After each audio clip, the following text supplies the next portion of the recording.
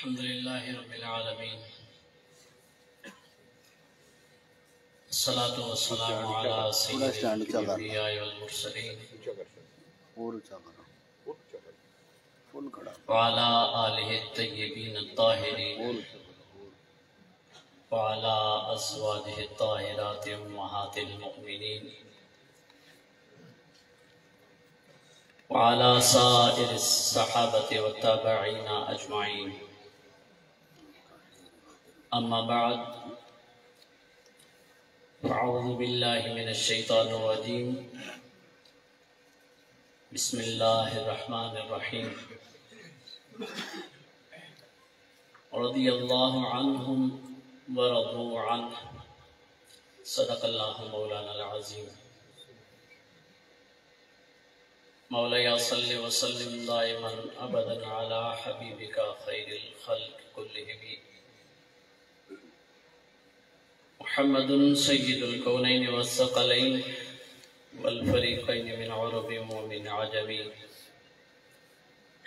محمد ذكره روح لأنفسنا، محمد شكره فرض على أممي. الصلاة والسلام عليك يا سيدي يا رسول الله وعلى آلك وأصحابك يا سيدي يا حبيب الله. الصلاة والسلام عليك يا سيدي يا نور الله وعلى آلك وأصحابك يا سيدي يا نبي الله. الصلاة والسلام عليك يا سيدي يا رحمة للعالمين وعلى آلك وأصحابك يا سيدي يا شفيع المذنبين.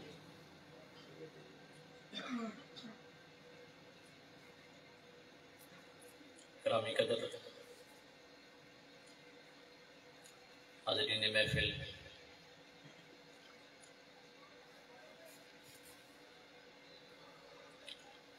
آپ احباب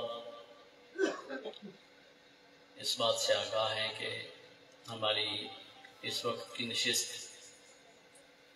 میں کسی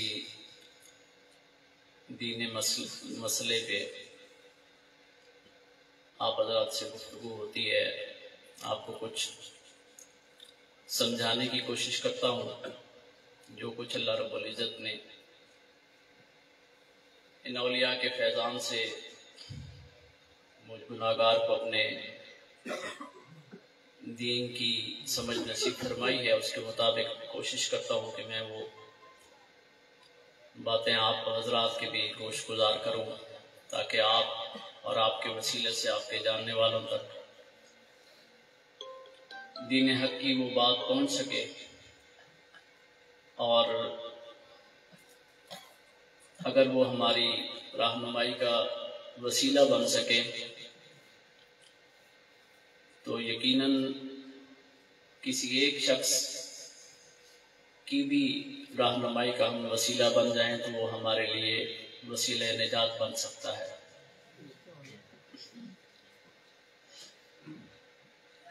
دوستان گرامی،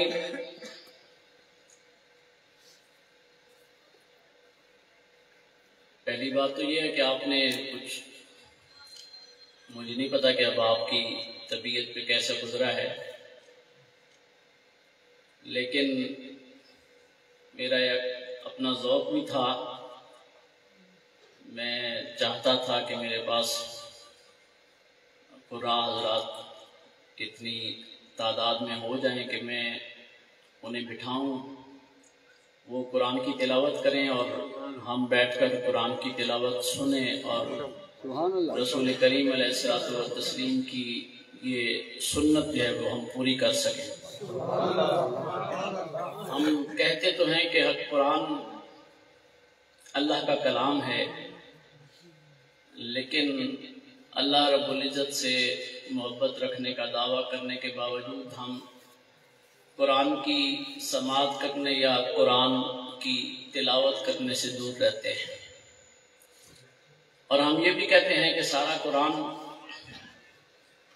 اللہ رب العزت نے رسول کریم علیہ الصلوۃ والتسلیم کی تعریف میں اتارا ہے، لیکن ہمیں سمجھ نہیں آتی اور نہ ہم سمجھنے کی کوشش کرتے ہیں، لیکن اگر ہمارے اپنی زبان میں، اردو میں، پنجابی میں کوئی نعت رسول پڑھتا ہے تو ہم اس کو بے شمار داد دیتے ہیں، لیکن جب اللہ کی زبان سے کی گئی نعت جو ہے وہ ہمارے سامنے پڑھی جاتی ہے، جس کا ہم دعویٰ تو بڑے زور سے کرتے ہیں کہ سارا قرآن رسول کریم کی نعت میں ہے، لیکن وہی نعت جب ہمیں پڑھی جاتی ہے نہ ہماری زبان سے واہ واہ نکلتی ہے، نہ ہماری جیب سے داد نکلتی ہے، نہ ہم قاری قرآن کو جو ہے اس کی حوصلہ افزائی کرتے ہیں۔ تو بات یہ ہے کہ یہ آپ حضرات کے سامنے یہ جو سلسلہ ہم نے شروع کیا ہے، اللہ تعالیٰ نے توفیق دی تو انشاءاللہ میں قاری حضرات سے بھی گزارش کروں گا کہ یہ اچھی تیاری کر کے آیا کریں، خوبصورت قرآن کی آیات بینات کو مزید نکھار کر ہمارے سامنے پڑھنے کے لیے آیا کریں، اور ہم انشاءاللہ ان کو سنیں گے۔ ہماری یہ نشست جو ہے اس میں ہم قرآن کی تلاوت زیادہ سنیں گے، تاکہ اللہ رب العزت کے حضور ہمارا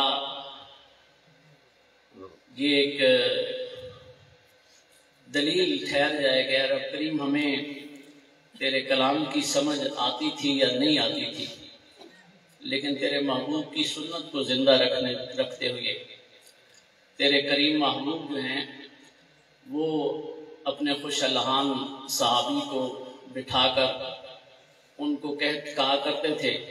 کہ قرآن کی تلاوت کرو،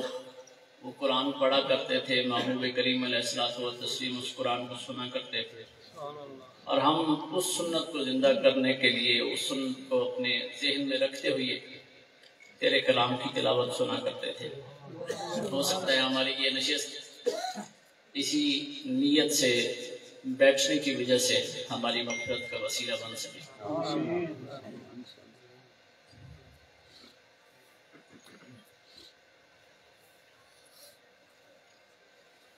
دوستان محترم،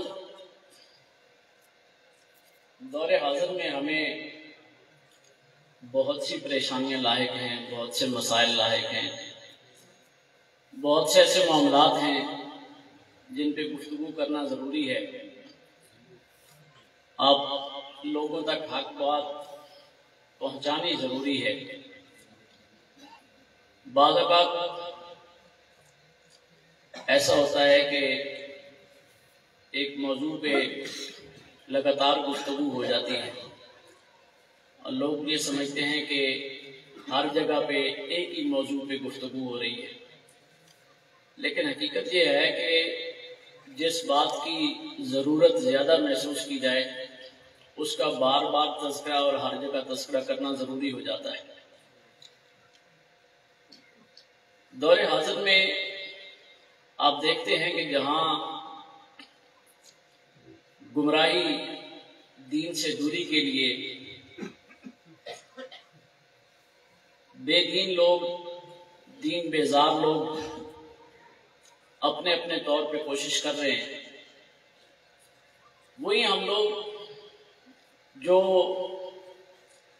سیدھی راہ پہ ہیں، اہل سنت و جماعت سے تعلق رکھتے ہیں، ہم لوگوں کے عقیدے کو خراب کرنے کے لیے، ہمارے ایمان کو برباد کرنے کے لیے کچھ لوگ دین کے مصلح کی صورت میں، اصلاح کرنے والے کی صورت میں ہمارے سامنے آ رہے ہیں۔ سوشل میڈیا پہ بہتات ہے، ان کا تعلق کسی مکتبہ فکر سے نہیں ہے، ان میں سے ہر ایک نے جس نے جو کتاب پڑھی ہے اس کے مطابق اس نے اپنا مکتبہ فکر رکھا ہوا ہے۔ لیکن آپ یہ یاد رکھیں کہ کوئی بھی شخص کوئی بھی نئی بات کہہ رہا ہے، نئی بات اس دین میں اس کی گنجائش نہیں ہے، نہ نئے عقیدے کی گنجائش ہے، نہ کسی دینی نئے رسم و رواج کی گنجائش ہے۔ جو دین ہمیں رسول اللہ صلی اللہ علیہ وسلم دے کے گئے ہیں اور جو عقیدہ ہمیں صحابہ کرام رضوان اللہ علیہ مجمعین دے کے گئے ہیں، ہمارے لیے نجات اسی دین اور اسی عقیدے میں ہے۔ آپ سوشل میڈیا پہ سنتے ہوں گے، میں تو ایسے لوگوں کی کسی ویڈیو کو نہیں سنتا، اور اب آپ کو مشورہ بھی دیتا ہوں کہ بجائے اس کے کہ ہم ان کی بات سنیں اور اس کے بعد سن کر اپنے طور پہ پریشان ہوں، کہیں سے دلیل ڈھونڈنے نکلیں کہ یہ شخص کیا بات کہہ گیا ہے، اس سے کہیں بہتر یہ عمل ہے کہ جب کسی ایسے بد کردار کی، بد فطرت کی، بد مذہب کی گفتگو ہمارے سامنے آئے تو اس کو سنا ہی نہ جائے۔ جب ہم اس کو سنیں گے ہی نہیں، وہ پروموٹ بھی نہیں ہوگا۔ جب ہم اس کو سنیں گے ہی نہیں تو اس کی بات جو ہے وہ ہمارے کانوں تک پہنچ کر ہمارے ذہن اور ہمارے دل کو خراب بھی نہیں کرے گی۔ لیکن پھر بھی دوستوں کی زبانی باتیں پہنچتی ہیں۔ کچھ لوگ ہیں جنہیں حضرت ابوبکر صدیق رضی اللہ تعالیٰ عنہ پہ اعتراض ہے، کچھ لوگ ہیں جنہیں سیدنا عمر فاروق رضی اللہ تعالیٰ عنہ پہ اعتراض ہے، کچھ لوگ ہیں جنہیں سیدنا عثمان غنی رضی اللہ تعالیٰ عنہ کی ذات پہ اعتراض ہے، کچھ لوگ وہ بھی ہیں جو سیدنا علی کرم اللہ وجہ الکریم کا ذکر سن کے ان کے چہرے پہ پریشانی آ جاتی ہے، کچھ لوگ وہ بھی ہیں جو حسن و حسین سے محبت نہیں کرتے، کچھ لوگ وہ بھی ہیں جو سیدنا امیر معاویہ رضی اللہ تعالیٰ عنہ کے بارے میں بات کرتے ہیں، کچھ ایسے بھی ہیں جو اولیاء کرام رضوان اللہ علیہ مجمعین کے متعلق آپ کو گفتگو کرتے نظر آئیں گے، ان پہ اعتراض کرتے نظر آئیں گے۔ تو بات یہ ہے کہ بہت سی راہیں کھل چکی ہیں، لیکن ہمیں حکم یہی ہے کہ ہم نے اس رستی کے ساتھ مضبوطی سے جڑنا ہے جو اعتدال کی راہ والی ہے۔ اس دین میں اگر کوئی افراط کر رہا ہے، رسول اللہ صلی اللہ علیہ وسلم نے اپنی ذات کے بارے میں بھی یہی ارشاد فرمایا کہ خیال رکھنا، میری محبت میں افراط و تفریط سے پرہیز کرنا، نہ مجھے شرک کے دائرے میں ڈال دینا کہ مجھے اللہ سے ملا دو، اور نہ میری ایسی تنقیص اور توہین کرنا کہ میری رسالت سے مجھے گرا دو، بلکہ میری محبت کو بھی افراط و تفریط سے پاک رکھ کے میرے کریم آقا صلی اللہ علیہ وسلم نے سکھایا کہ میری محبت کو بھی افراط و تفریط سے پاک رکھنا۔ تو اگر رسول کریم علیہ الصلوۃ والتسلیم کی ذات پہ بھی ہمیں افراط و تفریط کی گنجائش نہیں ہے، بلکہ ایک دائرہ ہے، اس دائرے سے ہم نہ زیادہ آگے نکل سکتے ہیں، نہ اس دائرے سے جو ہے وہ کم تر دائرے میں جا کر آپ کی تعریف کر سکتے ہیں۔ تو آپ کی اہل بیت اطہار ہوگے، آپ کے صحابہ کرام ہوگے، اولیاء کرام کی ذات ہے۔ ہمیں ہر معاملے میں جہاں پہ بھی افراط ہو رہا ہے، اگر کوئی صحابہ کرام سے محبت میں افراط کرتا ہے اور اہل بیت کی محبت میں تفریط کرتا ہے تو ہمیں وہ بھی قبول نہیں ہے۔ کوئی اہل بیت کی محبت میں افراط کرتا ہے اور صحابہ کی محبت میں تفریط کرتا ہے، کمی کرتا ہے، تو ہمیں وہ بھی قبول نہیں ہے۔ ہمیں یہی ہمارے بزرگوں نے سکھایا ہے کہ اعتدال کا راستہ جو ہے وہ بہترین راستہ ہے، اعتدال کا راستہ جو ہے وہ بہترین راستہ ہے، اور اعتدال یہ ہے کہ ہمیں رسول کریم علیہ الصلوۃ والتسلیم کے ہر صحابی سے پیار ہے، اعتدال یہ ہے کہ ہمیں رسول کریم علیہ الصلوۃ والتسلیم کے گھرانے سے تعلق رکھنے والے ہر فرد سے پیار ہے۔ دوستان گرامی، سب صحابہ کے بارے میں تو ظاہر ہے وقت لگے گا، اور انشاءاللہ میں آپ تک ہر ایک کے بارے میں لوگوں کی جانے والی گفتگو اور ان کے اعتراضات کو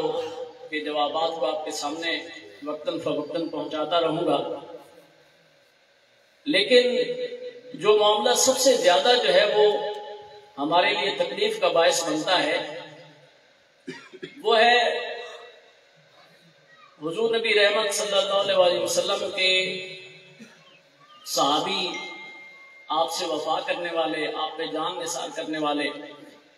آپ سے بے پناہ محبت رکھنے والے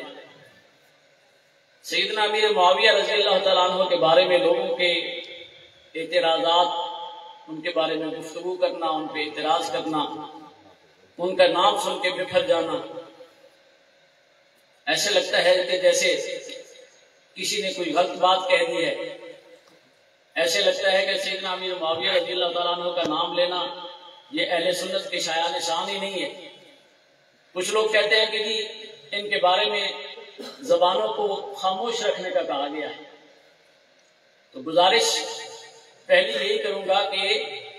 صحابہ اکرام رضوان اللہ علیہ مجمعین جتنے بھی صحابہ ہیں، ہمارے اہل سنت و جماعت کے تمام علماء، خان کا تعلق جو ہے وہ امام احمد بن حنبل سے ہو، امام ابو حنیفہ سے ہو، امام شافعی کی صف سے ہو، امام مالک کی صف سے ہو، اہل سنت و جماعت کے تمام علماء جو ہیں وہ اس بات پہ متفق ہیں کہ صرف ان کے درمیان جو جھگڑا ہوا ہے ہمیں یہ زیب نہیں دیتا کہ ہم ان کے متعلق کچھ گفتگو کریں۔ یہ کہیں بھی نہیں کہا گیا کہ وہ جو صحابی ایک دوسرے کے ساتھ باہمی جھگڑے میں آئے ہیں اور جو بھی سیدنا علی کرم اللہ وجہ الکریم کے مقابلے میں آ گئے ہیں ان کے بارے میں ہم نے بات ہی نہیں کرنی۔ اگر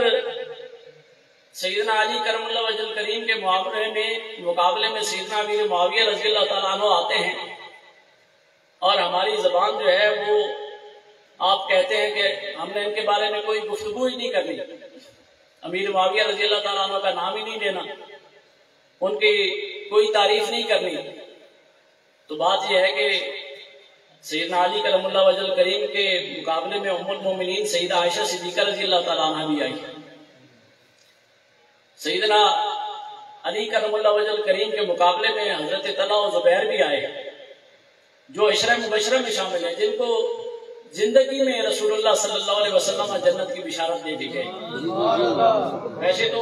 قرآن نے سارے صحابہ کو جو ہے وہ بشارت دے دی ہے، رضی اللہ عنہم ورضوا عنہ،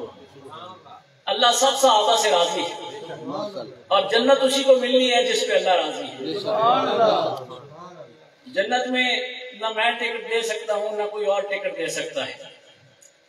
جنت کا ٹکٹ ایک ہی ہے کہ جس کے بارے میں اللہ لکھ کے دے دے کہ ہاں میں تجھ سے راضی ہوں۔ اور جب اللہ قرآن میں فرما رہا ہے رضی اللہ عنہ، اللہ میرے محبوب کو، اللہ کریم ارشاد فرما رہے ہیں کہ میں object اپنے محبوب کے ہر غلام کے لیے اپنی رضا کو لکھ دیا ہے۔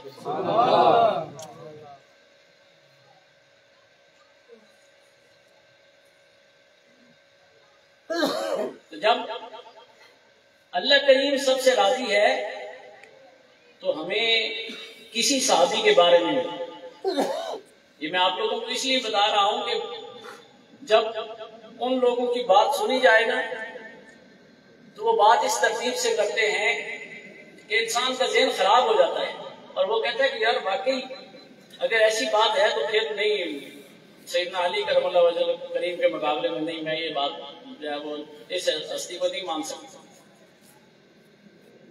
تو آپ کے سامنے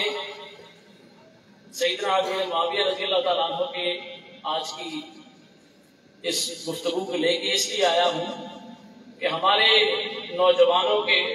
ہمارے بزرگوں کے، جو لوگ بھی سوشل میڈیا سے منسلک ہو رہے ہیں، ان کے جو سب سے زیادہ ذہن خراب کیے جا رہے ہیں اور سب سے زیادہ جس پہ بات کی جا رہی ہے اور جس بات کی وجہ سے ہمارے لوگ اپنے آپ کو اہل سنت میں شامل بھی رکھتے ہیں اور اپنا دین برباد بھی کر لیتے ہیں، وہ ہے حضرت امیر معاویہ رضی اللہ تعالیٰ عنہ کی شان اور آپ کے بارے میں ہمارا عقیدہ۔ جب ہمارا عقیدہ کسی ایک صحابی کے متعلق بھی خراب ہو گیا تو یاد رکھیں کہ رسول کریم علیہ الصلوۃ والتسلیم کے کسی ایک صحابی کے بارے میں غلط گفتگو کرنے سے ہمارے کریم آقا صلی اللہ علیہ وسلم کو تکلیف پہنچتی ہے، اور رسول کریم علیہ الصلوۃ والتسلیم کا ارشاد ہے وَمَنْ آذَانِي، جس نے مجھے تکلیف دی اس کا ٹھکانہ جہنم ہے۔ تو ہم جتنی محبت کا اظہار کرتے رہیں، اگر ہم کسی بھی صحابی کے بارے میں غلط نظریہ رکھیں گے، غلط سوچ رکھیں گے، کچھ بھی غلط ہمارے ذہن میں آ جائے گا، ہم جتنی مرضی نماز پڑھتے رہیں، روزہ رکھتے رہیں، اچھے عقیدے سے رہیں، ہمارا ایمان برباد ہو گیا۔ جب آخرت میں اللہ کے حضور حاضر ہوں گے تو اللہ کریم فرمائیں گے جس پہ میرے محبوب نے اعتماد کیا تھا تجھے اس پہ اعتماد نہیں تھا۔ حضرت امیر معاویہ رضی اللہ تعالیٰ عنہ، آپ کے بارے میں آتا ہے کہ آپ صلح حدیبیہ کے بعد آپ اسلام لے کے آئے تھے، لیکن آپ نے اپنے ایمان لانے کا اظہار نہیں کیا، یہاں تک کہ رسول کریم علیہ الصلوۃ والتسلیم نے مکہ کو فتح کیا، اور اس کے بعد حضرت امیر معاویہ رضی اللہ تعالیٰ عنہ نے بھی اپنے ایمان کا اعلان فرمایا۔ رسول کریم علیہ الصلوۃ والتسلیم کی محبت میں آپ نے آپ کی بیعت میں آئے، اور پھر اس کے بعد سے حضرت امیر معاویہ رضی اللہ تعالیٰ عنہ رسول کریم علیہ الصلوۃ والتسلیم کے ساتھ ہی رہے۔ پھر جب حضرت ابو بکر صدیق رضی اللہ تعالیٰ عنہ کا دور آتا ہے تو حضرت ابو بکر صدیق رضی اللہ تعالیٰ عنہ حضرت امیر معاویہ کے بھائی یزید بن سفیان رضی اللہ تعالیٰ عنہ، ان کو شام کے ملک پر ایک لشکر دے کر جو ہے وہ حملہ کے لیے بھیجتے ہیں، اور یزید بن معاویہ اس لشکر کے ساتھ شام کو فتح کرتے ہیں، اس علاقے کو، اور حضرت ابو بکر صدیق رضی اللہ تعالیٰ عنہ جب وہ فتح کر لیتے ہیں تو ان کو وہاں کا گورنر مقرر فرما دیتے ہیں۔ یہ میں تفصیل آپ کو اس لیے بتا رہا ہوں تاکہ آپ کے ذہن میں رہے کہ حالات کیا تھے، اور حضرت امیر معاویہ رضی اللہ تعالیٰ عنہ جب شام کے گورنر بنے اور شام پہ ان کی حکومت آئی تو وہ کس طریقے سے آئی تھی۔ یعنی حضرت ابو بکر صدیق رضی اللہ تعالیٰ عنہ کے دور سے ایک لشکر شام کی طرف جاتا ہے، اور اس میں یزید بن ابو سفیان بھی ہیں اور معاویہ بن ابو سفیان بھی ہیں، اور یہ دونوں شام کی طرف جاتے ہیں، شام کو فتح کرتے ہیں، اور پھر حضرت ابو بکر صدیق رضی اللہ تعالیٰ عنہ یزید بن ابو سفیان کو وہاں پہ گورنر مقرر کر دیتے ہیں، اور حضرت عمر رضی اللہ تعالیٰ عنہ کا جب دور آتا ہے تو یزید بن ابو سفیان کی وفات ہو جاتی ہے، تو حضرت عمر فاروق رضی اللہ تعالیٰ عنہ حضرت امیر معاویہ رضی اللہ تعالیٰ عنہ کو ارشاد فرماتے ہیں کہ تم ہی اپنے بھائی کی جگہ وہاں پر گورنر کے فرائض سر انجام دو، اور حضرت امیر معاویہ وہاں پر جو انتظام و انصرام ہے اس شام کے پورے صوبے کا، اس کا اہتمام سنبھال لیتے ہیں۔ اس کے بعد حضرت عثمان رضی اللہ تعالیٰ عنہ کی حکومت آتی ہے، تو حضرت عثمان رضی اللہ تعالیٰ عنہ بھی آپ کو وہاں کی حکومت پہ قائم رکھتے ہیں، اور حضرت امیر معاویہ رضی اللہ تعالیٰ عنہ شام کا انتظام بھی سنبھالتے ہیں، مملکت اسلامیہ کو وسعت بھی دیتے ہیں۔ حضرت عمر فاروق رضی اللہ تعالیٰ عنہ کے دور میں آپ کا جو حکمرانی کا علاقہ تھا وہ 22.5 لاکھ مربع میل تھا، اور حضرت عثمان غنی رضی اللہ تعالیٰ عنہ کے دور میں جو اسلامی سلطنت ہے وہ 42 لاکھ مربع میل کے علاقے تک پھیل چکی تھی۔ یہ جو 20 لاکھ مربع میل کا علاقہ پھیلا ہے، اس کو وسیع کرنے میں حضرت امیر معاویہ رضی اللہ تعالیٰ عنہ کا اور ان کی افواج کا کردار بھی۔ تو حضرت امیر معاویہ رضی اللہ تعالیٰ عنہ حضرت عمر فاروق رضی اللہ تعالیٰ عنہ کے دور سے ہی مدینہ سے دور شام کی طرف چلے گئے۔ ان کے درمیان اور مدینہ کے جو حاکم رہے حضرت عمر فاروق رضی اللہ تعالیٰ عنہ، حضرت ابو بکر صدیق رضی اللہ تعالیٰ عنہ، حضرت عثمان غنی رضی اللہ تعالیٰ عنہ، ان کے درمیان جو رابطہ تھا وہ فقط پیادوں کے ذریعے سے، خبریں دینے والوں کے ذریعے سے تھا۔ وہ شام میں بیٹھے تھے، یہاں مدینہ میں باقی احباب جو ہے وہ امیر المومنین جو ہے وہ حضرت عمر فاروق ہو گئے، حضرت عثمان غنی ہو گئے، وہ مدینہ میں تشریف فرما تھے۔ اور جب اس کے بعد حضرت عثمان غنی رضی اللہ تعالیٰ عنہ کی شہادت ہوتی ہے تو اسی وجہ سے جو اختلافات ہیں وہ زیادہ بڑھ گئے کہ دونوں حضرات ایک دوسرے کے قریب نہیں تھے۔ اگر ایک ہی جگہ پہ رہنے والے ہوتے، قریب قریب کے شہروں میں ہوتے، تو شاید اتنا جو ہے وہ معاملات خراب نہ ہوتے، لیکن معاملہ یہی تھا کہ حضرت امیر معاویہ رضی اللہ تعالیٰ عنہ تو 20 سال کا عرصہ گزر گیا تھا، وہ یہاں سے جو ہے وہ اس مدینہ کی سرزمین سے کوچ کر چکے تھے، اور ان کا یہاں کے لوگوں کے ساتھ واسطہ تعلق زیادہ نہیں تھا، شام کے لوگوں کے ساتھ واسطہ تعلق زیادہ تھا۔ اور جب حضرت عثمان غنی رضی اللہ تعالیٰ عنہ جو ہے وہ شہید ہوتے ہیں تو اس وقت حضرت امیر معاویہ رضی اللہ تعالیٰ عنہ کو 20 سال گزر چکے تھے شام پہ حکومت کرتے۔ اور اب آپ ایک اور بات سوچیں کہ جب حضرت عثمان غنی رضی اللہ تعالیٰ عنہ کی شہادت ہوتی ہے تو شام کے لوگ جو ہیں وہ وہاں پر حضرت امیر معاویہ رضی اللہ تعالیٰ عنہ کے دربار میں آ کر تو وہاں پر قسمیں اٹھاتے ہیں، یہ کہتے ہیں کہ ہم نے امیر المومنین حضرت عثمان غنی رضی اللہ تعالیٰ عنہ کی شہادت کا بدلہ لینا ہے، جب تک ہم ان کی شہادت کا بدلہ نہ لے لیں ہم چین سے نہیں بیٹھے۔ اب ان کی یہ کیفیت کو دیکھ کر، ان کے غصے کو دیکھ کر حضرت امیر معاویہ رضی اللہ تعالیٰ عنہ بھی اس بات کا جو ہے وہ حضرت سیدنا علی کرم اللہ وجہ الکریم سے مطالبہ کرتے ہیں کہ جناب پہلے سیدنا عثمان رضی اللہ تعالیٰ عنہ کے جو قاتلین ہیں ان سے قصاص لیں، ان سے حساب لیں، پھر میں اور میری اس شام کے ملک کے سارے لوگ جو ہیں وہ آپ کی بیعت کرنے کے لیے تیار ہیں۔ آپ یہ اندازہ لگائیں، میں یہ کہنا چاہتا ہوں کہ یزید بن ابو سفیان کی وفات کے بعد سے لے کر حضرت عثمان غنی رضی اللہ تعالیٰ عنہ کی شہادت تک حضرت امیر معاویہ رضی اللہ تعالیٰ عنہ حاکم شام رہے، گورنر شام رہے۔ تاریخ کا کوئی صفحہ اٹھا کے دیکھ لیں، کوئی مورخ بھی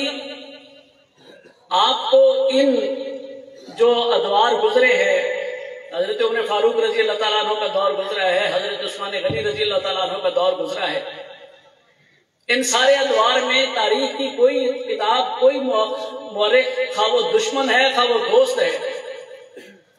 وہ کسی ایک کی گواہی نہیں لے کے آ رہا کہ کسی ایک شخص نے شکایت کی ہو کہ امیر معاویہ نے مجھ پہ ظلم کیا ہے۔ ورنہ چھوٹے سے چھوٹا ظلم ہوتا تھا تو امیر المومنین کو شکایت آتی تھی۔ آپ سمجھتے ہیں حضرت عمر فاروق رضی اللہ تعالیٰ عنہ کے دربار میں کوئی گورنر ذرا سا کسی کا حق کھاتا تھا، ذرا سا کسی کے ساتھ سے کوئی سختی کرتا تھا، ذرا سی کسی کے ساتھ کوئی ناانصافی ہوتی تھی تو حضرت عمر فاروق رضی اللہ تعالیٰ عنہ کے دربار میں، حضرت ابو بکر صدیق رضی اللہ تعالیٰ عنہ کے دربار میں، حضرت عثمان غنی رضی اللہ تعالیٰ عنہ کے دربار میں بندہ پیش ہو جاتا تھا، جناب آپ کا فلاں گورنر جو ہے وہ ہم پہ ظلم کر رہا ہے، فلاں گورنر جو ہے وہ ہم پہ ہمارا وہ حق کھا رہا ہے، فلاں گورنر نے ہمارے ساتھ انصاف نہیں کیا۔ لیکن ان سارے سالوں میں جتنے بھی مخالفین ہیں ان کو دعوے سے کہتا ہوں، کہیں سے کوئی ایک مثال لے کے آئے، ایک بندہ کھڑا ہو کے مجھے گواہی دے کہ جو شام کا گورنر ہے امیر معاویہ وہ لوگوں پہ ظلم کر رہا ہے، وہ لوگوں کے ساتھ رسول اللہ صلی اللہ علیہ وسلم کے دین کے مطابق نہیں چل رہا، وہ حضور نبی رحمت صلی اللہ علیہ وسلم کی دین کی تعلیمات سے ہٹ کر لوگوں میں عمل کر رہا ہے۔ امیر معاویہ عیاشی کر رہا ہے، شاہانہ زندگی بسر کر رہا ہے، کوئی ایک تنقید دکھا دے، کسی نے نہیں کی۔ کوئی یہ نہیں کہتا کہ شام کے گورنر نے فلاں وقت میں فلاں ظلم کیا تھا اور خلیفہ کے دربار میں آ کر شکایت ہوئی تھی۔ نہیں، وہ ظلم نہیں کر رہے تھے، وہ انصاف کی حکومت کر رہے تھے، اسی وجہ سے شام کے لوگ ان سے مطمئن تھے۔ وہ انصاف کے ساتھ رسول اللہ صلی اللہ علیہ وسلم کی دی ہوئی شریعت کے مطابق عمل کر رہے تھے، اسی وجہ سے لوگ ان کے ساتھ محبت کرتے تھے۔ تو جو امیر معاویہ حضرت عمر فاروق اور حضرت عثمان غنی رضی اللہ تعالیٰ عنہ کے دور میں رسول اللہ صلی اللہ علیہ وسلم کی شریعت کے مطابق خود بھی چلے اور لوگوں کو بھی لے کے چلے، حضرت علی کرم اللہ وجہ الکریم کے آنے پہ انہیں کیا ایسا مسئلہ تھا کہ وہ رسول کریم کی شریعت کو چھوڑ دیتے؟ انہیں حکومت کی لالچ ہوتی، حکمرانی کی لالچ ہوتی تو وہ اپنی خلافت کا اعلان کرتے، وہ لوگوں کے ساتھ اپنی بیعت لیتے۔ کوئی ایک مثال نہیں ہے، کوئی ایک روایت موجود نہیں ہے کہ حضرت علی رضی اللہ تعالیٰ عنہ کے ساتھ جتنا عرصہ امیر معاویہ رضی اللہ تعالیٰ عنہ کا جھگڑا چلتا رہا، جتنا عرصہ بھی یہ آپس میں ناراض رہے، کسی ایک وقت میں امیر معاویہ نے کھڑے ہو کر لوگوں سے بیعت لی۔ کوئی ایک مثال موجود نہیں ہے، نہ آپ نے ظلم و زیادتی کی، نہ آپ نے جو ہے وہ لوگوں سے اپنی بیعت لی، بلکہ آپ سے پوچھا گیا کہ جناب آپ حضرت علی رضی اللہ تعالیٰ عنہ کے مقابلے میں ہیں، تو کیا آپ اپنی امارت یا اپنی خلافت کا اعلان کر رہے ہیں؟ تو آپ نے کہا نہیں، سیدنا علی کرم اللہ وجہ الکریم کو میرا یہ پیغام پہنچاؤ، میرا آپ سے کوئی جھگڑا نہیں ہے،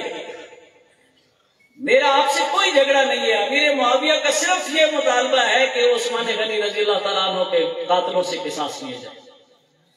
آج علی کرم اللہ وجہ الکریم عثمان غنی رضی اللہ تعالیٰ عنہ کے قاتلوں کو ہمارے حوالے کر دیں، کل جو پہلا شخص علی رضی اللہ تعالیٰ عنہ کی بیعت کرنے والا ہوگا وہ امیر معاویہ ہوگا۔ اس لیے تاریخ اس بات کی گواہ ہے کہ حضرت امیر معاویہ رضی اللہ تعالیٰ عنہ نے جب تک سیدنا علی کرم اللہ وجہ الکریم امیر المومنین رہے، خلافت پہ متمکن رہے، آپ نے اپنی خلافت کا اعلان نہیں کیا۔ اس کا مطلب ہے کہ آپ حضرت علی رضی اللہ تعالیٰ عنہ کی خلافت پہ مطمئن تھے، لیکن معاملہ کیا تھا؟ معاملہ یہی تھا کہ سیدنا علی کرم اللہ وجہ الکریم یہ سمجھ رہے تھے کہ اس وقت جتنی شورش پھیل چکی ہے، جتنے لوگ بکھرے ہوئے ہیں، جتنے لوگ بغاوت پہ اتر آئے ہیں، اگر میں ابھی سے ان صفوں سے ان قاتلین کو نکالنا شروع کروں تو بغاوت اور پھیل جائے گی، قتل و غارت اور زیادہ عام ہو جائے گا۔ حضرت علی رضی اللہ تعالیٰ عنہ اس وجہ سے اپنے علم اور اپنے اجتہاد سے اس بات پہ تھے کہ ہم ابھی تھوڑا صبر کر لیں، اور جب معاملات پہ گرفت مضبوط ہو جائے اس کے بعد قاتلوں کو کٹہرے میں لائیں۔ لیکن حضرت امیر معاویہ رضی اللہ تعالیٰ عنہ، آپ شام کے لوگوں کے دونوں طرف کے حالات ایسے تھے، ادھر سیدنا علی کرم اللہ وجہ الکریم کی صف میں جو دشمن سیدنا عثمان غنی رضی اللہ تعالیٰ عنہ موجود تھے، وہ شورش کرنے پہ ابھرے ہوئے تھے، اور اس طرف حالات یہ تھے کہ امیر معاویہ رضی اللہ تعالیٰ عنہ کے دربار میں شام کے لوگ جو حضرت عثمان غنی رضی اللہ تعالیٰ عنہ سے بے پناہ محبت کرتے تھے، امیر المومنین سے بے تحاشا جو ہے وہ وفا رکھتے تھے، وہ اس بات کی قسمیں اٹھا رہے تھے کہ ہم اپنی جان پہ کھیل جائیں گے، لیکن قاتلین سیدنا عثمان غنی رضی اللہ تعالیٰ عنہ کو نہیں چھوڑیں گے۔ اور امیر معاویہ یہ حالات دیکھ رہے تھے تو وہ یہ اپنے اس ملک کے حالات کو دیکھتے ہوئے یہ سمجھنے لگے کہ میں اگر آج بیعت کر لیتا ہوں اور حضرت علی رضی اللہ تعالیٰ عنہ کل مجھے معزول کر دیتے ہیں، گورنر سے اتار دیتے ہیں، تو خلیفہ کی اطاعت کرتے ہوئے مجھے اپنا یہ عہدہ چھوڑنا پڑے گا، اور اگر میں عہدہ چھوڑ دیتا ہوں اور یہاں پہ گورنر کوئی اور آتا ہے جو حضرت عثمان غنی رضی اللہ تعالیٰ عنہ کا مخالف ہے تو یہ لوگ اس کے خلاف بغاوت کر دیں گے، خلیفہ کے گورنر کے خلاف بغاوت ہو جائے گی، دین میں انتشار پھیل جائے گا۔ وہ اپنی جگہ اپنے اتحاد کے مطابق یہ سوچ کر وہ حضرت علی رضی اللہ تعالیٰ عنہ سے یہ مطالبہ کر رہے تھے کہ پہلے سیدنا عثمان غنی رضی اللہ تعالیٰ عنہ کے قاتلین کو ہمارے حوالے کر دیں،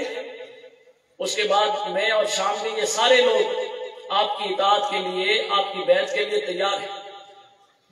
تو یہ کہنا کہ امیر معاویہ رضی اللہ تعالیٰ عنہ کو حضرت علی رضی اللہ تعالیٰ عنہ کے ساتھ کوئی دشمنی تھی، وہ خلافت کے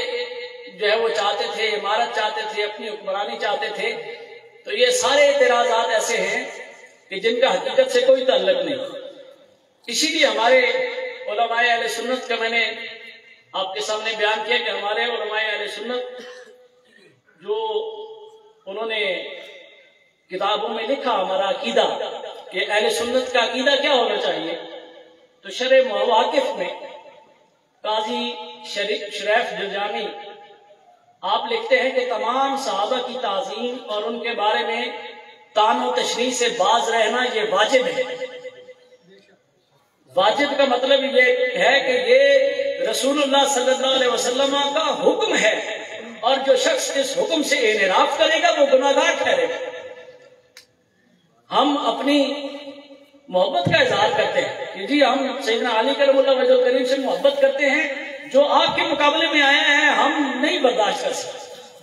لیکن ہمیں اپنی محبت کو ایک طرف رکھنا ہوگا۔ جہاں عقیدے کی بات آتی ہے وہاں ہم نے دیکھنا ہے کہ رسول اللہ صلی اللہ علیہ وسلم کا حکم کیا ہے، صحابہ کرام رضوان اللہ علیہ مجمعین کا طرز عمل کیا ہے، اور ہمارے علماء اہل سنت کی ہمارے لیے تعلیم کیا ہے۔ تو علماء اہل سنت نے کہا کہ تمام صحابہ کی تعظیم اور ان کے بارے میں طعن و تشریح سے باز رہنا یہ واجب ہے۔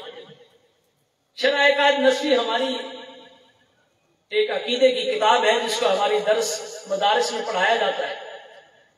اس میں لکھا ہوا ہے کہ لوگوں کو روکا جائے گا کہ وہ تمام صحابہ کا ذکر سوائے اچھی بات کے اور کسی طریقے سے نہ کرے۔ مطلب یہ ہے کہ اگر کوئی کسی صحابی کے بارے میں بھی زبان کھولتا ہے تو اس کو روکا جائے گا۔ یہ نہیں ہے کہ بندہ کہے کہ یار وہ حضرت ابوبکر صدیق کے بارے میں بات کر رہا تھا، مجھے اچھا تو نہیں لگا لیکن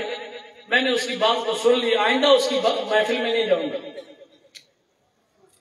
وہ شخص جو ہے وہ حضرت عمر فاروق رضی اللہ تعالیٰ عنہ کے بارے میں ایسی بات کر رہا تھا تو میں جو ہے وہ اس کی محفل چھوڑ کے آ گیا۔ یہ جو اس سے اعراض برتنا ہے یہ ہمارے علماء نے نہیں کہا، ہمارے علماء نے کہا کہ لوگوں کو روکا جائے گا۔ جو شخص کسی صحابی کا ذکر ادب و احترام سے نہیں کرتا اس کو کھڑے ہو کے روکو کہ یار تم غلط کر رہے ہو۔ ہمارے لیے رسول اللہ صلی اللہ علیہ وسلم کا ایک ایک صحابی جس نے ایک لمحہ بھی رسول کریم علیہ الصلوۃ والتسلیم کو اپنی زندگی کا دے دیا وہ ہمارے 1000 سالوں کی عبادت سے زیادہ محبوب ہے۔ ہر صحابی نبی جنتی جنتی، ہر صحابی نبی جنتی جنتی، زندہ باد۔ امام نووی صحیح مسلم کی آپ نے شرح لکھی ہے اور اہل سنت کے ایک ممتاز امام ہیں۔ آپ لکھتے ہیں کہ اہل سنت اہل حق کا مسلک یہ ہے کہ تمام صحابہ کے بارے میں حسن ظن سے کام لیں اور ان کے آپس کے اختلاف کے بارے میں خاموشی اختیار کریں۔ اہل سنت کا موقف یہ نہیں کہ جس صحابی نے اختلاف کیا ہے اسی کے بارے میں خاموش ہو جائے، نہیں، صحابی ہمارے لیے قابل قدر ہے، ان کی تعریف بھی کریں گے، ان کے جو اچھے کارنامے ہیں ان کو گنوائیں گے بھی، لیکن جو ان کا آپس میں اختلاف ہے اس کے بارے میں خاموشی اختیار کریں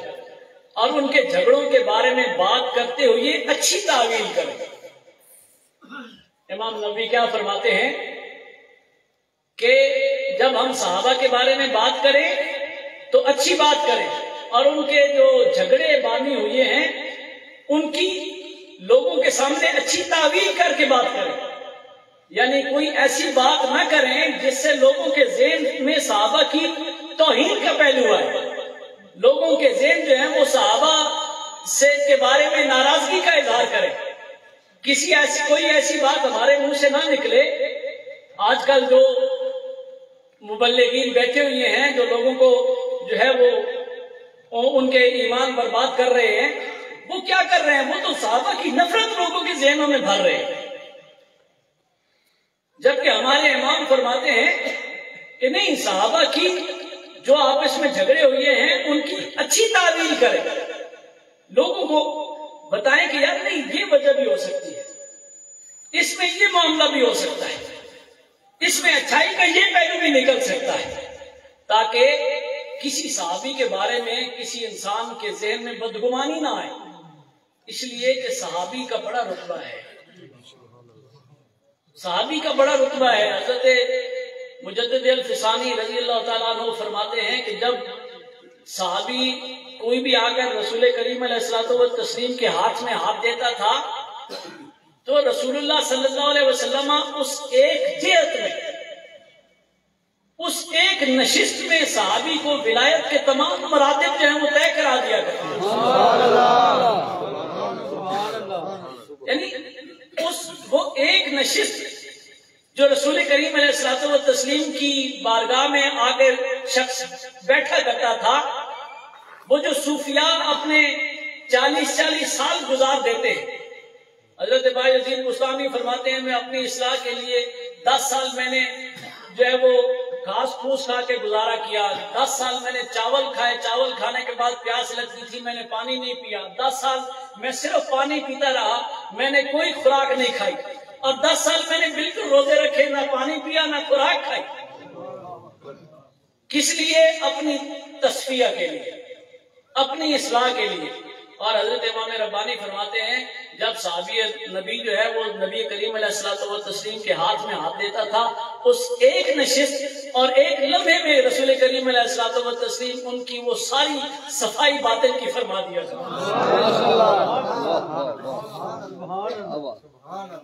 تو جن صحابہ کی صفائی جو ہے انہوں نے خود نہیں کی، انہوں نے اپنے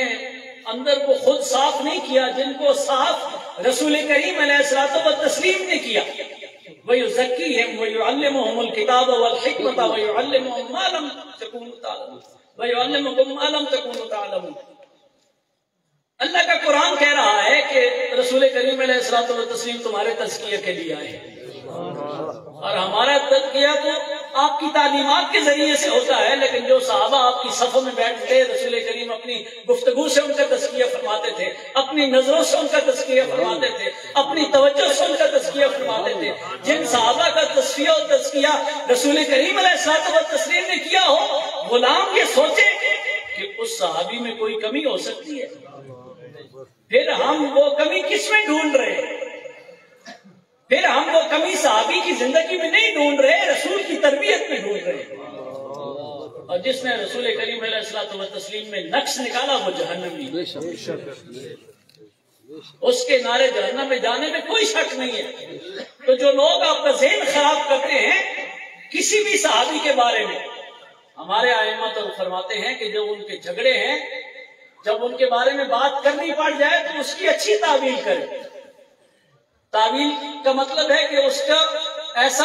اس کا ترجمہ کریں، اس کی ایسی تشریح کریں کہ لوگوں کے ذہن میں ان کے لیے کوئی خرابی کا پہلو نہ آئے بلکہ اچھائی کا پہلو آئے۔ اور میں آخر میں وہ اچھائی کا پہلو بھی آپ کے سامنے رکھوں۔ حضرت مجدد الفسانی رضی اللہ تعالیٰ عنہ فرماتے ہیں ایک مکتوب میں کہ یہ اکابر رسول اللہ صلی اللہ علیہ وسلم کی صحبت کی برکت سے ہوا و ہوس اور کین و حرص سے پاک ہو گئے۔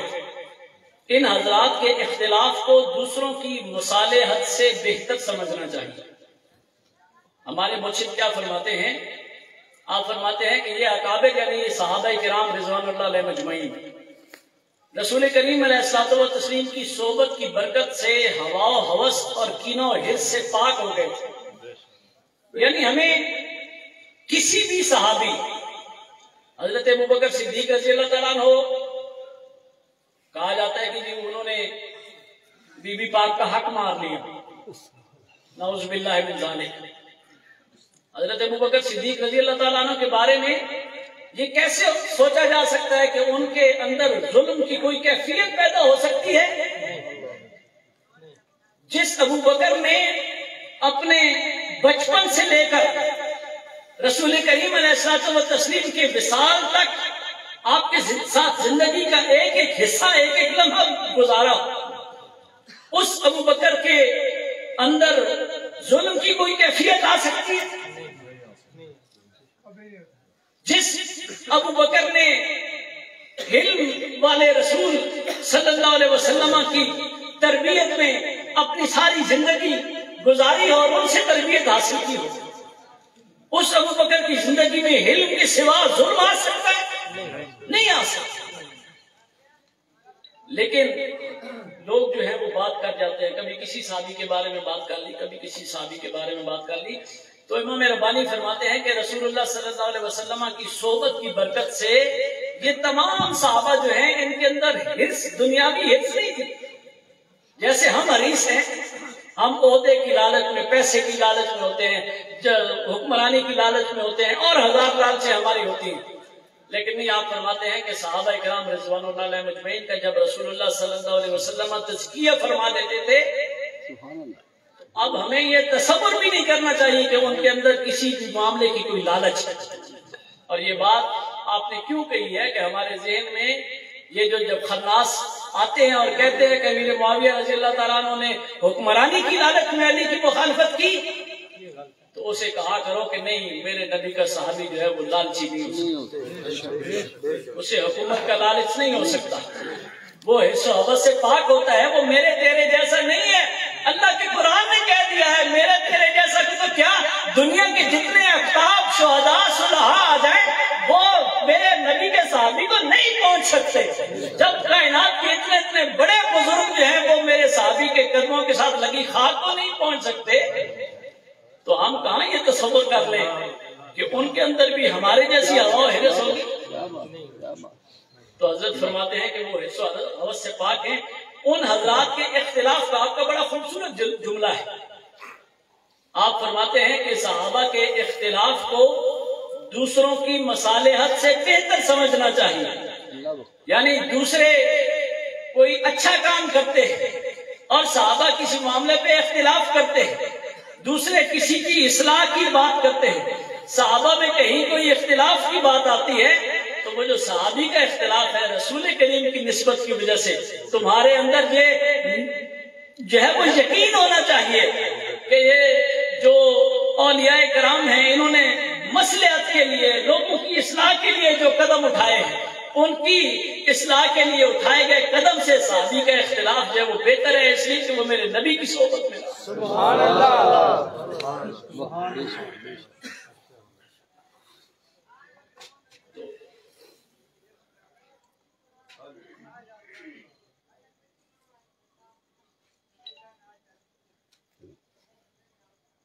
نعرہ تکبیر، اللہ اکبر، رسالت، یا رسول اللہ، حیدری، یا علی، تاجدار ختم نبوت، زندہ باد، زندہ ہر باد، صحابی نبی جنتی جنتی، ہر صحابی نبی جنتی جنتی۔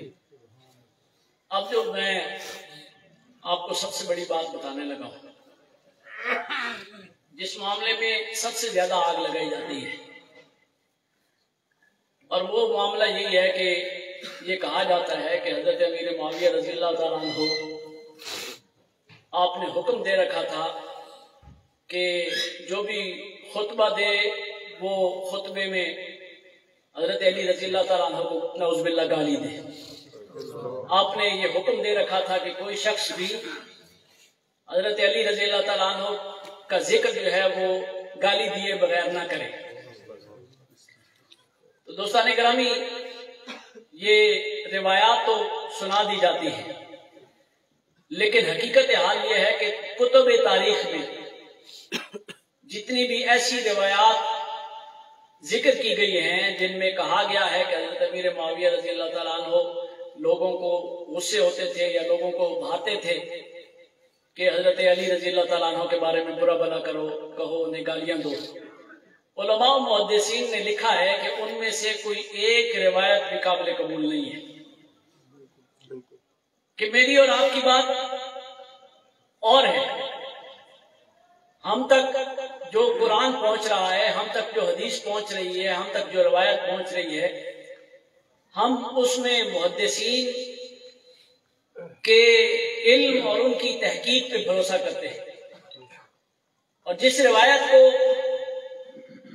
حدیث کے امام جو ہیں وہ قبول کرتے ہیں، ہم اس کو لے کر چلتے ہیں اور اپنے دین کی وضاحت اور اپنے لیے روشنی جو ہے وہ طلب کرتے ہیں، اور جس روایت کو محدثین رد کر دیتے ہیں وہ ہمارے لیے قابل حجت نہیں ٹھہرتی۔ یہ جو ہمارے دشمن ہیں، یہ جو صحابہ کے دشمن ہیں، یہ سارے وہ روایات سامنے لے کے آتے ہیں جن کو محدثین نے ردی کی ٹوکری میں پھینکا، وہ روایات ضعیف ہیں، یا وہی جو امیر معاویہ رضی اللہ تعالیٰ عنہ کے دشمنوں کا گروہ تھا، انہوں نے اپنی طرف سے گھڑ کے جو ہے وہ روایات سنا دی اور لوگ آگے بیان کرنے لگ پڑے۔ ان میں سے کوئی بھی روایت وہ صحت کی جو مقام ہے وہ تو دور کا ہے، جو احادیث میں حسن احادیث ہوتی ہیں، حسن غیری ہوتی ہیں، روایات میں ضعیف ہوتی ہیں، وہ ان تک بھی نہیں پہنچتی، بلکہ مردود ہیں، منکر ہیں، من گھڑت روایات۔ اور ایک روایت جو ہے وہ صحیح مسلم شریف کی ہے، اور اسی کے بارے میں زیادہ کہا جاتا ہے کہ جی دیکھیں یہ مسلم شریف کی بھی روایت ہے، اور اس میں بھی کہا گیا ہے کہ حضرت علی رضی اللہ تعالیٰ عنہ سعد بن ابی وقاص سے سوال کرتے ہیں کہ آپ جو ہے وہ حضرت امیر معاویہ پہ سب، حضرت سیدنا علی کرم اللہ وجہ الکریم پہ سب کیوں نہیں کرتے؟ اور وہ آگے سے جواب دیتے ہیں کہ اگر میں نے رسول اللہ صلی اللہ علیہ وسلم سے 3 مقامات علی کے نہ سنے ہوتے تو شاید میں کوئی فیصلہ کرتا، لیکن میرے کریم آقا صلی اللہ علیہ وسلم نے خیبر کے دن یہ فرمایا تھا کہ کل میں جھنڈا اس کو دوں گا جس کے ہاتھ میں اللہ رب العزت فتح نصیب فرمائے گا۔ اور پھر حضور نبی رحمت صلی اللہ علیہ وسلم نے یہ بھی فرمایا تھا علی کے بارے میں کہ علی تو میرے لیے اسی طرح ہے جس طرح کہ حضرت موسیٰ علیہ السلام کے لیے حضرت ہارون علیہ السلام کا مقام تھا۔ اور پھر آپ نے کہا کہ میں نے وہ منظر بھی دیکھا جب رسول اللہ صلی اللہ علیہ وسلم مباہلہ کے لیے نکلتے ہیں تو اپنی چادر میں ایک طرف حضرت علی کرم اللہ وجہ الکریم کو لے کر اور ایک طرف حضرت حسنین کریمین کو لے کر نکلتے ہیں، اور آپ یہ فرما رہے ہوتے ہیں کہ اللہم ہؤلاء اہلی۔ تو آپ فرماتے ہیں کہ یہ جو 3 مقامات ہیں، میں یہ خواہش کرتا ہوں کہ اگر اللہ ان میں سے کوئی ایک مقام بھی میرا نصیب کر دیتا تو ساری جہان کی نعمتیں اس پہ قربان کر دوں۔ تو علی کو یہ 3 بڑے مقامات ملے، میں ان کے بارے میں گفتگو نہیں کر سکتا۔ اب حضرت گرامی میں آپ کو یہ بات سمجھانا چاہتا ہوں کہ جو حضرت امام نووی رحمت اللہ تعالی علیہ نے فرمایا کہ صحابہ اکرام کے درمیان جو جھگڑے ہیں، ان میں اگر کوئی جھگڑے کی بات آ جائے اور ان میں کوئی ایسی بات ہو جو آپ کا ذہن خراب کر رہی ہو تو اس کی اچھی تعویل کر کے لوگوں کے سامنے پیش کیا کرے۔ اب جو ہمارے دشمن ہیں، جو صحابہ کے دشمن ہیں، وہ اس کی اچھی تعویل نہیں کر رہے ہیں، حالانکہ اچھی تعویل ممکن ہے۔ جیسے قرآن مجید فرقان حمید کی آیت ہے، سورہ ضحیٰ میں اللہ رب العزت ارشاد فرماتے ہیں وَوَجَدَكَ ضَالًّا فَهَدَىٰ۔ کچھ لوگوں نے ضال کا جو اصل ترجمہ ہے وہی کیا ہے، انہوں نے نعوذ باللہ یہی لکھا کہ ہم نے آپ کو گمراہ پایا یا بے دین پایا اور آپ کو ہدایت دے دی۔ لیکن امام احمد رضا خان بریلی رحمۃ اللہ تعالی علیہ اور باقی ہمارے ائمہ اہل سنت فرماتے ہیں کہ جب دال کا اچھا مطلب نکل سکتا ہے، دال کا ایک ہی معنی نہیں ہے، اور اس سے جب محبت کی وارفتگی بھی نکل سکتی ہے، اس سے اپنی محبت کی تلاش میں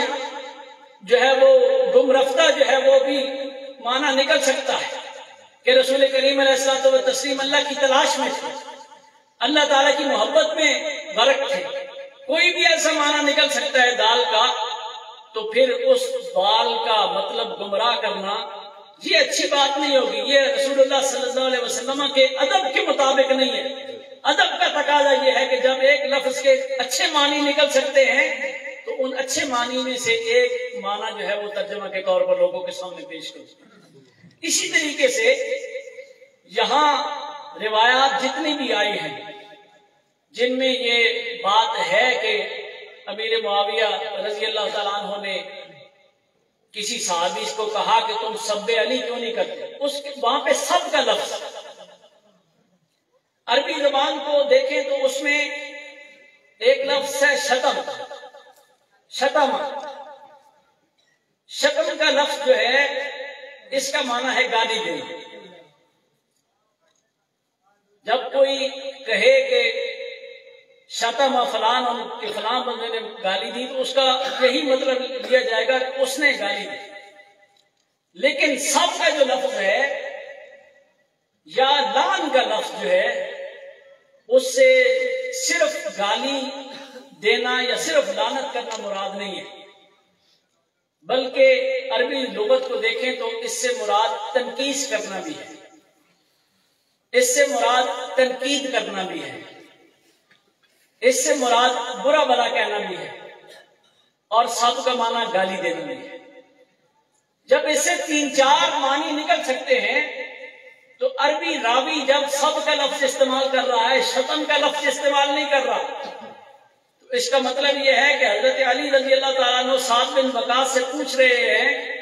کہ یار یہ جو اتنے لوگ شام کے بیٹھے ہیں یا یہ جو صحابہ مکہ میں آپ حج کے لیے آئے ہوئے ہیں، ایک روایت ہے کہ آپ حج کے لیے مکہ گئے تھے، وہاں یہ سوال کیا تھا،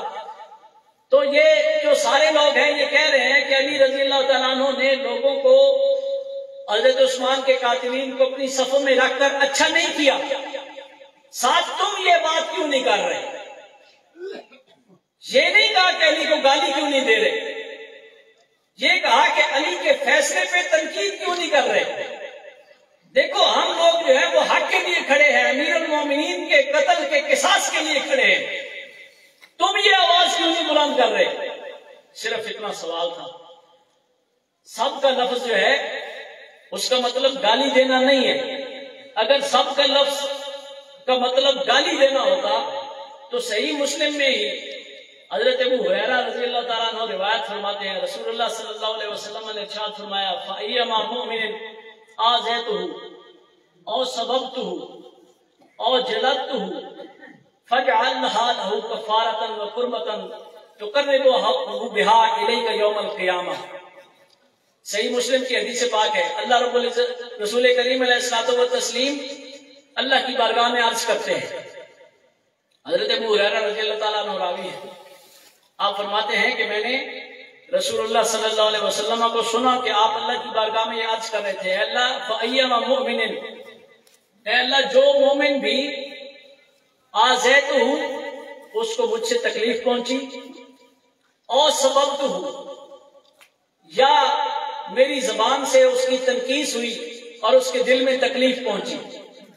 اور جلدتہ یا میں نے اسے کوڑا مارا، چھڑی ماری اور اس سے اس کو تکلیف ہوئی. رسول کریم علیہ الصلوۃ والتسلیم نے 3 لفظ استعمال کیے. فَأَيَّمَا مُؤْمِنٍ، اے اللہ کوئی بھی مومن، کوئی بھی میرا صحابی، آذَيْتُهُ جس کو میری زبان سے تکلیف پہنچی، اور سببتہ یہ میں نے اس لیے ذکر کیا کہ رسول کریم علیہ الصلوۃ والتسلیم اپنے لیے سب کا لفظ استعمال کر رہے ہیں. اگر سب کا لفظ کا مطلب صرف گالی دینا ہوتا تو رسول کریم علیہ الصلوۃ والتسلیم سے ہم تصور بھی نہیں کر سکتے کہ آپ نے کسی کو گالی دی اور وہ بھی اپنے صحابی کو گالی دی ہوگی، ممکن ہی نہیں.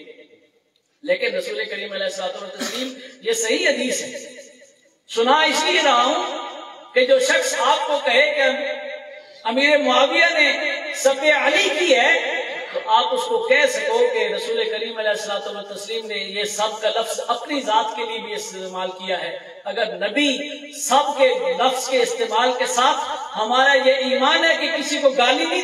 دے سکتا، تو نبی کا صحابی بھی امیر معاویہ سب کے لفظ کے استعمال کے باوجود علی رضی اللہ تعالیٰ عنہ کو گالی نہیں دے سکتا. تو رسول کریم علیہ الصلوۃ والتسلیم نے ارشاد فرمایا فَأَيَّمَا مُؤْمِنٍ آذَيْتُهُ، اللہ جس مومن کو بھی مجھ سے تکلیف پہنچی، اور سبقتُهُ، یا میں نے اس کی تنقیص کی اور اس کو تکلیف پہنچی، اور جلدتُهُ، یا میں نے اس کو کوڑا مارا، چھڑی سے مارا، کسی بھی ذریعے سے اس کو جو ہے وہ تکلیف پہنچی، فَجْعَلْهَا لَهُ كَفَّارَةً، اے اللہ اس تکلیف کو اس کے لیے کفارہ بنا دے، وَقُرْبَةً، اور اپنی قربت کا وسیلہ بنا دے، تُقَرِّبُهُ بِهَا إِلَيْكَ يَوْمَ الْقِيَامَةِ، قیامت کے دن اس تکلیف کے وسیلے سے اللہ میرے اس صحابی کو اپنی قربت نصیب فرما دے. تو بات یہ ہے کہ جب ایک لفظ کی اچھا معنی ممکن ہے تو پھر ہم اس سے غلط معنی ہی کیوں مراد لیں؟ حضرت امیر معاویہ رضی اللہ تعالیٰ عنہ کو اگر سیدنا علی کرم اللہ وجہ الکریم سے دشمنی ہوتی تو ایک دن روایت میں آتا ہے کہ حضرت علی رضی اللہ تعالیٰ عنہ کی شہادت کے بعد حضرت امیر معاویہ رضی اللہ تعالیٰ عنہ ایک دن بیٹھے ہوئے تو کہنے لگے کہ ہے کوئی مجھے جو میرے سامنے مجھے بتائے کہ علی کون ہے. تو سارے لوگ تو پریشان ہو گئے، اتنا پچھلے معاملات گزرے ہیں، جنگ گزری ہے، ایک دوسرے کے ساتھ اختلافات گزرے ہیں، کون کھڑا ہو جو علی کی بات کرے. تو حضرت درار بن دمر رضی اللہ تعالیٰ عنہ آپ اٹھے اور آپ فرمانے لگے کہ علی وہ ہیں جنہیں دنیا اور اس کی بہاروں سے وحشت ہوتی تھی، علی وہ ہے جن کا دل رات کی تاریکی میں بہلتا تھا، کہ علی رات کی تاریکی میں اللہ کی عبادت میں سکون جو ہے وہ محسوس کرتے تھے، ان کی آنکھیں اشکبار ہوتی تھی، ہمیشہ وہ آخرت کی فکر میں رہتے تھے، لباس سادہ اور موٹا استعمال کرتے تھے، کھانا سادہ ہوتا تھا، دین والوں کی عزت کرتے تھے، مسکینوں سے محبت کرتے تھے. صحابہ فرماتے ہیں کہ درار حضرت علی رضی اللہ تعالیٰ عنہ کی جو ہے وہ تعریف کر رہے ہیں تو حضرت امیر معاویہ رضی اللہ تعالیٰ عنہ کی ہچکی بند گئی، زارا قطار رونے لگ گئے، اور زارا قطار روتے روتے امیر معاویہ کی زبان سے نکلتا ہے اے درار تم سچ کہہ رہے ہو، علی ایسے ہی، اے درار تم سچ کہہ رہے ہو، علی ایسے نعرہ تکبیر، اللہ اکبر، نعرہ رسالت، یا رسول اللہ، نعرہ حیدری، یا علی، حیدری، یا علی، مستان عالیہ چورا شریف. پھر ایک اور بات دیکھیں کہ حضرت اگر ان لوگوں کے درمیان اختلافات اتنے ہی شدید ہوتے ہیں کہ امیر معاویہ رضی اللہ تعالیٰ عنہ نعوذ باللہ جب ہم اپنا ذہن استعمال کریں نا تو ہمیں یہ ساری باتیں واضح ہو جاتی ہیں کہ جو چیز ہمیں بتائی جا رہی ہے، جس وجہ سے جو واقعات ہمیں سنا کر ہمارے ذہنوں میں نفرت کے بیج بوئے جا رہے ہیں صحابہ کے بارے میں، اگر ہم اپنے ذہن کو استعمال کریں تو ہمیں ہمارا دل ہی یہ بتا دے کہ یار یہ غلط کہہ رہا ہے. رسول کریم علیہ الصلوۃ والتسلیم نے فرمایا تمہارا دل تمہارا سب سے بڑا مفتی ہے. بے شک بے شک. ایک صحابی نے پوچھا یا رسول اللہ مجھے کیسے معلوم ہو کہ میں جو کام کرنے جا رہا ہوں یہ اچھا ہے یا برا ہے؟ میرے کریم نے فرمایا اپنے دل سے پوچھ لیا. سبحان اللہ، سبحان اللہ، ماشاءاللہ. تو یہ دل جو ہے یہ سب سے بڑا مفتی ہے، یہ انسان کو بتا دیتا ہے کہ تیرا یہ قدم غلط ہے، یہ قدم صحیح ہے. تو اس دل سے اگر آپ پوچھیں کہ آج کا جو ملا ہے، آج کا جو دین بگاڑنے والا ہے، آج کا جو قوم کو گمراہ کرنے والا ہے، اس کو تو علی سے اتنی محبت ہے کہ امیر معاویہ رضی اللہ تعالیٰ عنہ کا سب کا نفس آتا ہے تو وہ اس کی تعویل نہیں کرتا، بلکہ کہتا ہے کہ مجھے امیر معاویہ سے اس لیے نفرت ہے کہ اس نے علی کو گالی دی تھی. لیکن کیا امام حسن و حسین کو اپنے باپ سے پیار تھا کہ نہیں تھا؟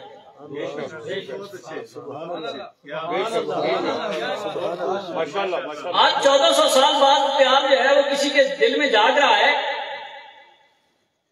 تو امام حسن 10 سال امیر معاویہ رضی اللہ تعالیٰ عنہ کی خلافت میں رہے.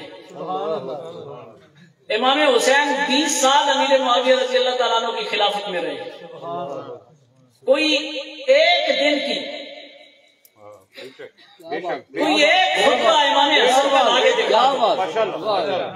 کوئی ایک دن کی کوئی ایک بات امام حسین کی لا کے دکھا دو. انہوں نے کہا امیر معاویہ ہمارے باپ کو گالیاں نکالتا ہے. بے شک بے شک بے شک. انہوں نے کسی صحابی سے جا کر یہ کہا کہ یار سمجھاؤ امیر معاویہ کو امیر المومنین کو برا بلا کہتا ہے. یہ کام تاریخ آپ کو نہیں بتائے گی کیونکہ ہوا ہی نہیں ہے. جو کام ہوا ہے وہ یہ ہوا ہے کہ امیر معاویہ رضی اللہ تعالیٰ عنہ ہر سال 10,000 درہم امام حسن کو بھیجتے تھے, 10,000 درہم امام حسین کو بھیجا کرتے تھے.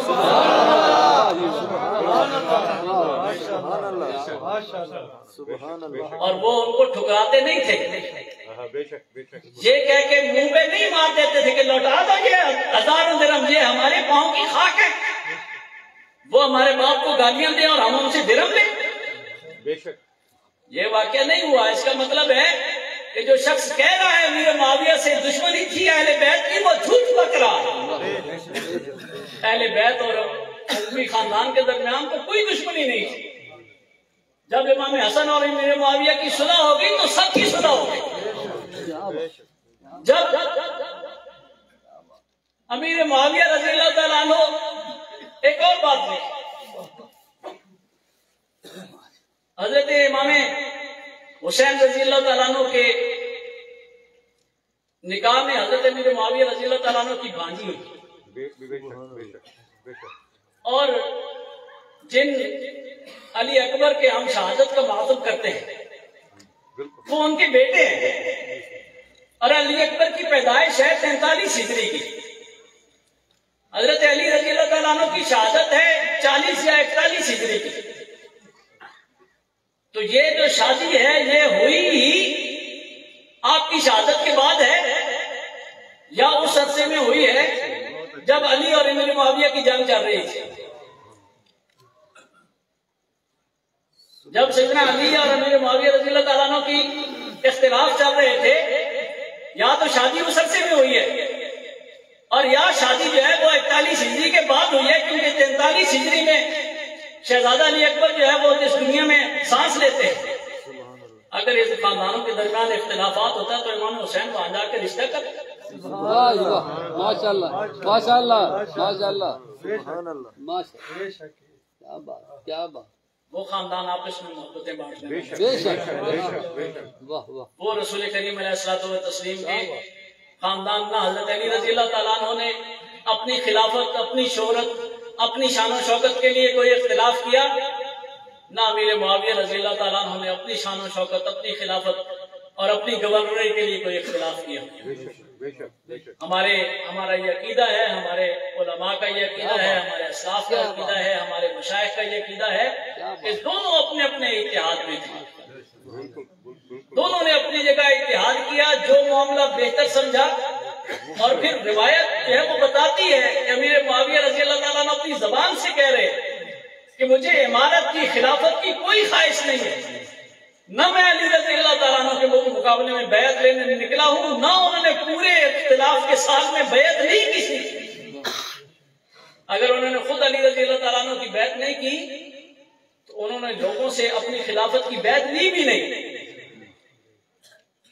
تو یہ بیعت نہ لینا اس بات کا اظہار کرتا ہے کہ امیر معاویہ رضی اللہ تعالیٰ عنہ حضرت علی رضی اللہ تعالیٰ عنہ کو امیر المومنین تسلیم کرتے تھے.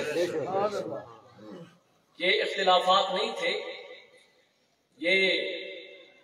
اپنے اپنے اتحاد کے مطابق ان صحابہ نے جو بہتر سمجھا وہ انہوں نے کیا. اور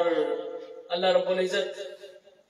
ان دونوں کو اس پہ اجر نصیب فرمانے والے ہیں. سیدنا علی کرم اللہ وجہ کریم نے اپنی زبان سے ارشاد فرمایا, جنگ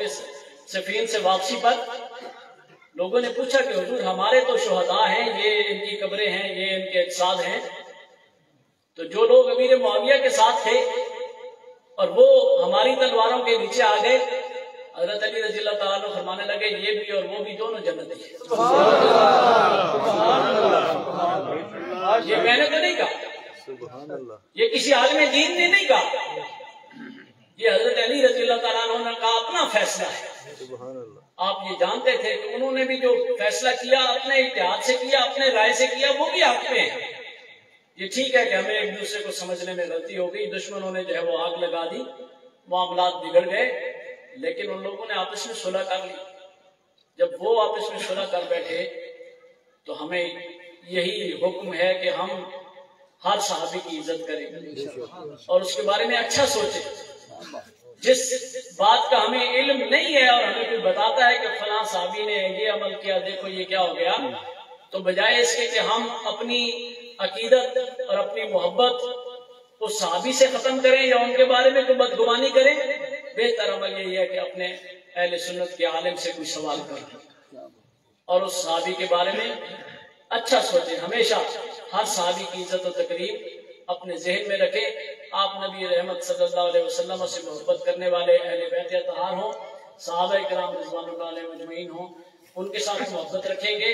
اللہ کریم اس دنیا کو بھی آپ کے لیے باعث برکت رکھیں گے، آخرت میں بھی اپنی رضا آپ کا نصیب فرمائیں گے۔